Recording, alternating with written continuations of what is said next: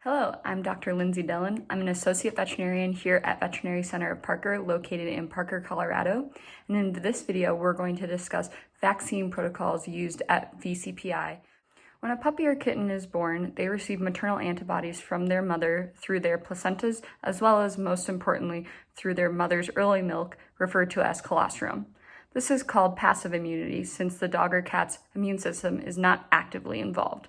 At around 8 weeks of age, the level of maternal antibodies starts to decrease, leaving the puppy or kitten susceptible to several different illnesses. That's why it's important to start vaccinations around 8 weeks of age when the level of maternal antibodies start to decrease. Starting vaccinations prior to 8 weeks of age may be futile due to the fact that kittens and puppies may still have high levels of maternal antibodies, which will bind to the vaccine and deactivate it instead of their immune system interacting with it and creating a robust immune reaction and creating their own antibodies, which is called active immunity. Those antibodies last significantly more time than maternal antibodies. It's important to note that some shelters, rescues, and breeders will start vaccinating as early as 6 weeks of age. The idea behind starting vaccinations so early is that since there are so many animals coming in and out of those facilities, there are likely high levels of pathogens and viruses within the environment. If there is a chance a puppy or kitten's level of maternal antibodies starts to decrease before 8 weeks of age, say for example they did not receive adequate colostrum at birth, they may be susceptible to different deadly diseases or viruses. And so a shelter, rescue, or breeder may elect to start vaccinations earlier. At VCPI, we believe it is important for all puppies and kittens to be fully vaccinated and start vaccinations at 8 weeks of age so they are able to mount a full, robust immune response and create adequate active immunity against those deadly viruses or bacteria. Now let's discuss vaccination protocols for cats. According to AAHA's recommendation for felines, herpes virus, Calices virus, panleukopenia, rabies virus, and FELV are considered core vaccinations for all cats under a year of age.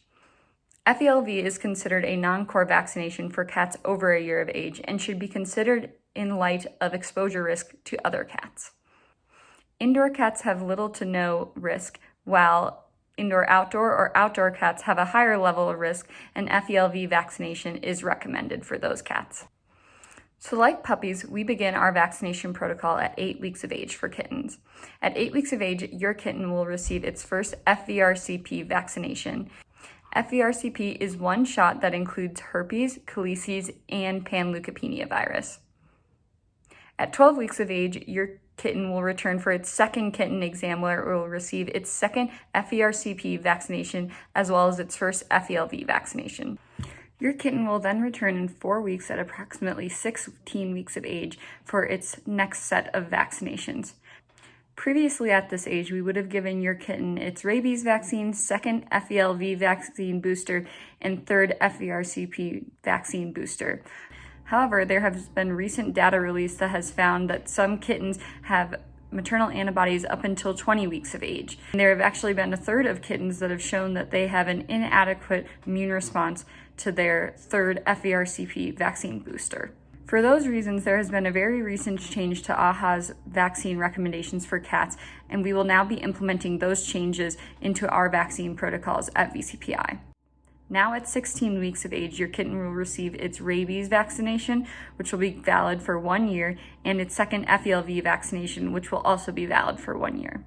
Then your kitten will return in 8 weeks at approximately 6 months old to be given its third FERCP vaccination, which will be good for 1 year. This can be done as a technician appointment. Not only will this prevent vaccination failure, but it will also be beneficial for your cat to become more comfortable at the clinic and being handled by other people, which is in line with fear-free protocols. This change will also break up the vaccination protocol timeline and put less burden on your cat's immune system.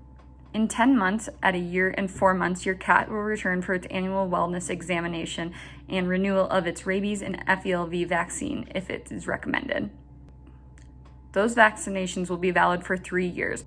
In 2 months, your cat will return for its FERCP vaccination renewal, and that vaccination will be valid for 3 years. That'll conclude the content of this video. I hope you've enjoyed this video, and I hope you go check out our other videos on our channel.